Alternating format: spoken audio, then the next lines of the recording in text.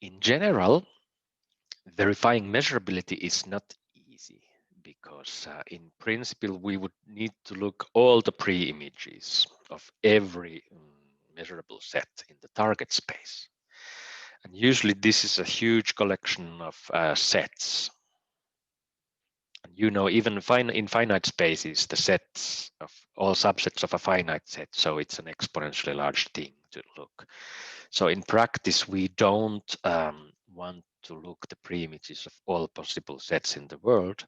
We would like to look at some smaller collection of sets. This is again, if you remember Dinking's identification theorem. So could we kind of find a smaller convenient collection that we could study? And this is true also in this setting. So there's a lemma, which is number 3.9 in the lecture notes. So, and what does the lemma say? It says that we assume that the target space is actually generated by some collection C. So we assume that S prime is a sigma algebra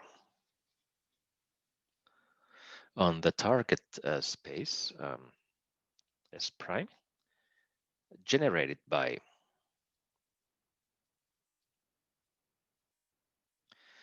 this some collection C. In Dinking's theorem, we assume that C prime is a pi system, so it was closed under intersection. In this case, we don't actually need to even assume that. We just need some collection which generates S prime. Then a function which is mapping from S to S prime is measurable if and only if the following condition is true, namely, if and only if the pre-images the pre-image of B belongs to S for all B in this C prime. So now our condition for checking measurability, let's call it star because we are going to study this carefully, is instead of looking at the pre-images of all sets, now it's sufficient to look at the pre-images of the generating collection. And that's the key to understanding measurability and studying. And this is something which might be a good idea to look at the proof really carefully, because I might guess you might actually, it helps to understand what a sigma algebra is and what measurability means, but it also is kind of maybe a new proof technique that you might not have encountered earlier. So it's kind of an algebraic technique that might be helpful for other parts of mathematics as well. So we start with, let's say, assume first that that f from S to S prime is measurable. So if we assume this, well, this is the easier part of the theorem. Well, that's pretty trivial because then if we pick some B in this collection C prime, we know that S prime is the smallest sigma algebra containing C prime, yeah, by definition. So then S prime is also containing every member of C prime. So we know that B is also contained in S prime sigma algebra, and hence, because F was measurable, so then the pre-image of B belongs to S. And this is true for every member of C prime. So we conclude that this condition star holds, and that's the end of the trivial part of the theorem, of the lemma. If you have no questions, then we move to the non-trivial part, that it is really sufficient to assume the condition star. So let's now assume, that this condition star holds. Let's use red here as well because it's a nice color. So then what?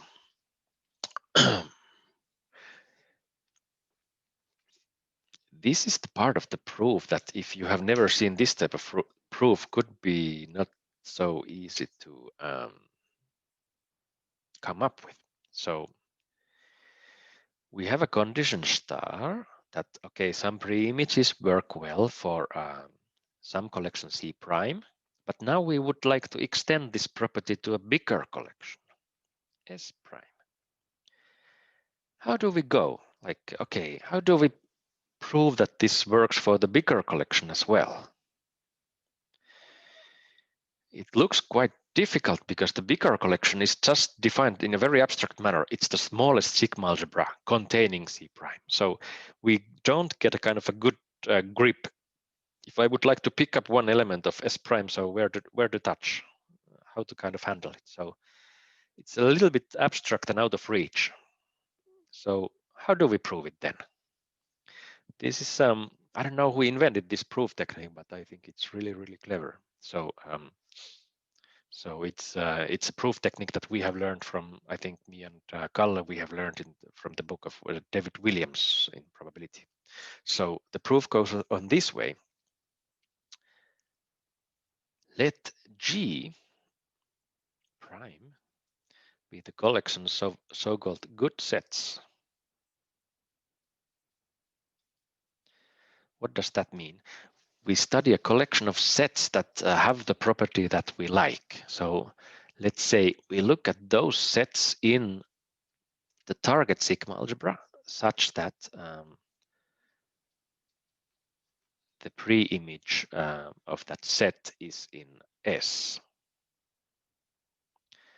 So now we look at the collection of sets in the target space again, and we call these sets good because these are the sets which behave nicely. And I will claim that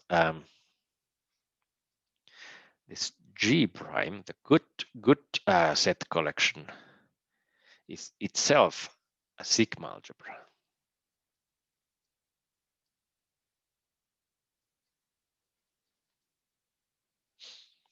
Why? Well, let me try to convince you that it is. So let's look at the first condition. Sigma algebra had three conditions. So it should contain the full space, it should be closed under complement, and it should be closed under countable unions. These three conditions were the defining axioms of a sigma algebra. So we first study, we claim that this is a sigma algebra on the target space, S prime. So first of all, we should study, does the target set, does it belong to G prime? Yes or no? Okay, let's investigate. The defining property of G prime was that it was the members of S prime calligraphic with this good property. So we need to check that is S prime a member of calligraphic S prime? Yes, it is, because the calligraphic S prime, this is a sigma algebra, so this contains the full space. So this is okay. What about the pre-image of S prime? So we take pre-image of the space S prime. What can we say about this? Sometimes it might help to draw a picture. So let's do it. Let's put S prime there. Let's put the space S there. And we have a function f which is mapping every point of S into this space S prime. So what is the pre-image of the full S prime? We are looking at the points which points of S get mapped by f into S prime. If you state it like this, then you know that, okay, it's the every point in S. is mapped into S prime. So that's why this preimage of the full space is the full space in the starting part. And the full set S is a member of calligraphic S because calligraphic S is a sigma algebra on S. So this is the case here. So actually with these two things, we conclude that S prime is a member of the so-called good collection. So the part A, we can say here, yes, the G prime contains the full set. What about, we ask, is G prime, let's say stable? Is it stable under complements?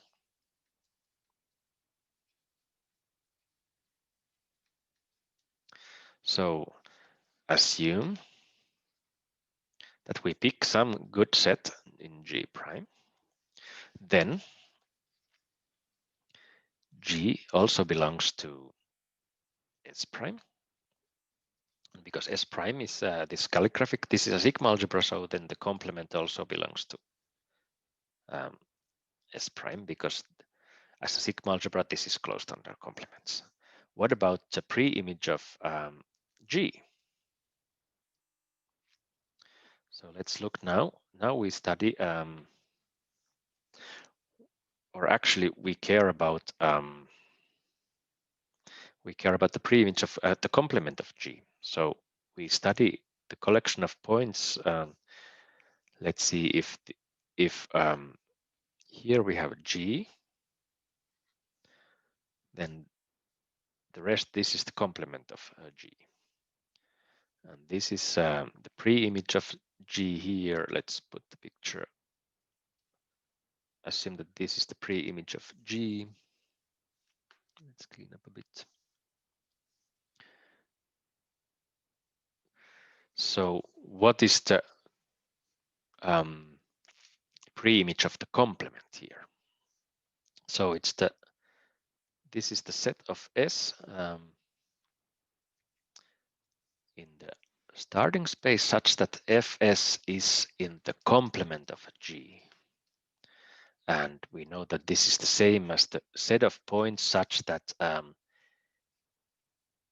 where F maps to is not in G. Yeah. But that the set of points which are not mapped into G. So what are those points? These points here in the pre-image of G, they are those points which are mapped into G. So then the other points are actually here. So we actually, with a bit of logical checking, so we could say that this is those points which map into G, and we take the complement here. So we actually learn that this is we take the pre-image of G and then the complement. The complement can be kind of taking outside of the pre-image. And what does that? How does that help us? It helps us because now the pre-image of G here, this one belongs to calligraphic S prime because we assumed that G was a good set in the good collection. So that's why the pre-image of G is in S prime. Then we know that S prime here, this calligraphic thing is sigma algebra. So then it's stable under complement. So then we conclude that also this complement, this is also in calligraphic S prime.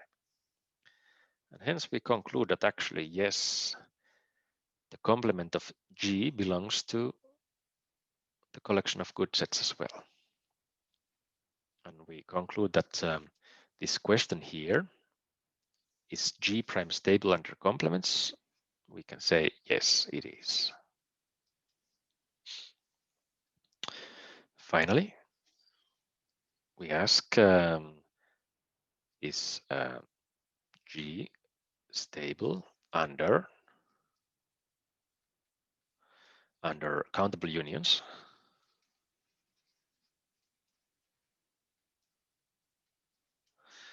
Well, the answer is yes. Again, it's with the similar thinking, because you could check that the pre-image of a union of sets.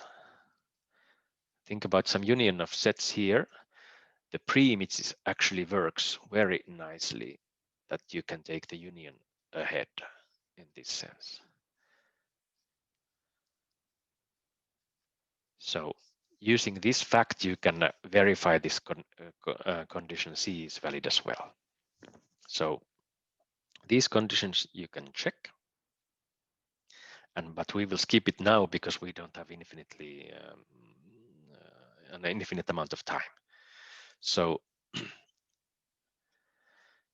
that's why I just write here okay, because of these things. And I leave it as a homework if you want to check this remaining condition. Now let's continue the proof that what we wanted to prove, and let's actually clean this out so that we can try to kind of conclude, and let's then recall what we were planning to prove.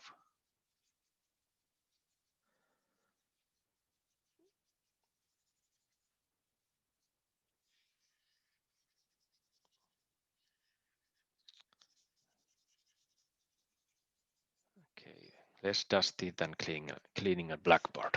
Okay. Yes, let's remind ourselves what we were going to prove. We were going to prove that the function is measurable if and only if this condition star holds, that the pre-images behave nicely for the collection calligraphic C prime. And we assume that this condition star, which was here, we assume that this holds, and then we denoted a G prime to be the collection of good sets, as we defined here. And we proved that G prime is a sigma algebra itself on S prime. What next? Then we know that this condition star implies that every member of calligraphic C prime is also a good set. So that means that the C prime is contained in G prime. And so we know that G prime is a sigma algebra containing the collection. By definition, this is the smallest such sigma algebra. So because we defined this as the smallest sigma algebra containing collection calligraphic C prime, we know that the smallest sigma algebra should be smaller than any other sigma algebra containing C prime. And that's why we conclude this condition. And then we know that this was a generating collection, so this is the full sigma algebra S prime by definition, or the assumption that we assume that C prime is generating for S prime. So we now know that S prime is a subcollection of G prime. And then if you look at the definition of G prime, it means that we are only looking at members of S prime here. So every member of G prime must be also a member of S prime. So then this is a subcollection of calligraphic S prime. So S prime contained in G prime contained in S prime. So we conclude that actually the collection of sets G prime is equal to S prime. And remember, this was the collection of good sets. So it means that every member of S prime is good. Yeah. What does it mean? Every member of S prime is good. So it means that take every member from any thing from S prime. So then the pre-image is in S. So that means that F is measurable. And it is especially, to be precise, it's S prime measurable. That's the end of the proof. What do you think? Was this a new type of proof for you, or familiar to you from earlier courses? Give me yes if you have seen this proof before. Okay, thanks. So the proof is very abstract, and in my opinion, it's not easy to invent if you have not seen before. But that's kind of the way to go with this type of ideas. You might be able sometimes if you need to do some new algebraic things. So this could be one way to prove that something works. So kind of it's kind of a positive thinking. So you want to extend something. So then you define, okay, let's define what we want, and let's give it a name. And then we study the algebraic properties of what we want. And here in this case, we studied, okay, we proved that this what we want is a sigma algebra, and that was the key. With that key, we were able to prove that, okay, actually it's a one-liner then, and the claim follows. This result has a couple of important consequences. Let's do them next as a little corollary before having a break. So corollary.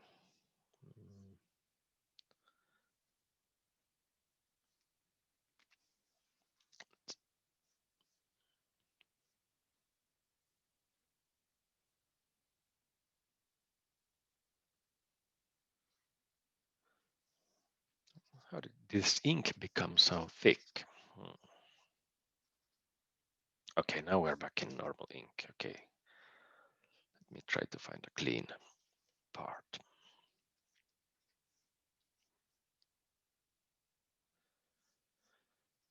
Okay, clean enough. Yes, corollary.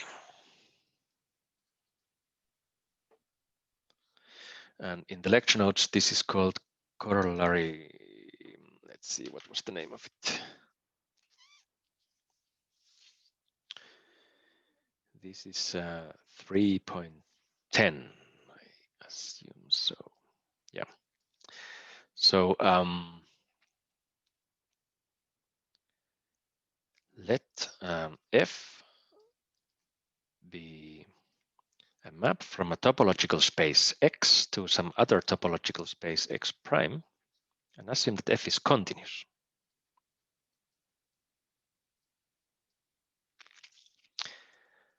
Then F is also measurable. And now measurability means the Borel sigma algebra in the start space and Borel sigma algebra in the targets space.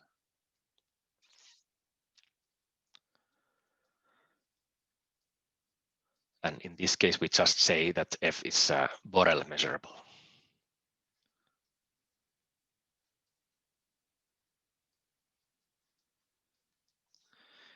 And that should follow quite easily from the lemma. Why? Why is this the case? F is continuous means actually that F minus B, the pre-image of is open for all B open. That's actually one way to define what the continuous function means in abstract topology. The pre-image of every open set is open. What does that imply? It implies that because Borel sigma algebra is the smallest sigma algebra containing every open set, so it means that this one here belongs to the Borel sigma algebra for every B open in the target space X prime. And hence F minus B belongs to the sigma algebra Bx for all B in C prime, where now for C prime, we take the open sets in the target space. And now it was denoted X prime. So we have here a collection, open sets in the target space, and then that generates the Borel sigma algebra in the target space. And then this is the condition. If you look at this is the condition star that we looked at in previous lemma. So that's why that satisfies, and the proof is done. So in this way, using the lemma, we can immediately prove that all continuous functions are always measurable functions as well. Maybe you have questions, or you'd like to slow down a bit. If you like, please do so. We don't need to rush here. Okay, let's do one more corollary, and then we have a little break. Another corollary. This is our first step towards something real from the world of abstract. So this corollary has a number. Let me try to find it. Okay, let's say that the corollary is number 3.11. Maybe it's wrong, but you can check it later that the number is correct. So a function f, now we take a function from the some set S. That could be really abstract set still, but now we look at the function which has real values. So let's get real now. This is measurable. And now we need to think, okay, what does it mean to be measurable when we have the real line here? It means measurable. The space S could have some abstract sigma algebra, and then the target space has the Borel sets of the real line.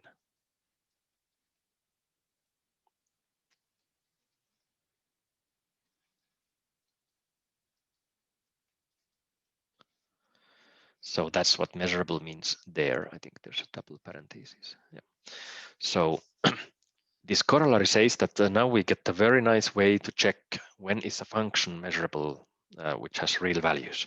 Namely, it is measurable if and only if the pre-image of this type of interval belongs to S for all real numbers C. The proof is now we define C prime as the collection of these intervals.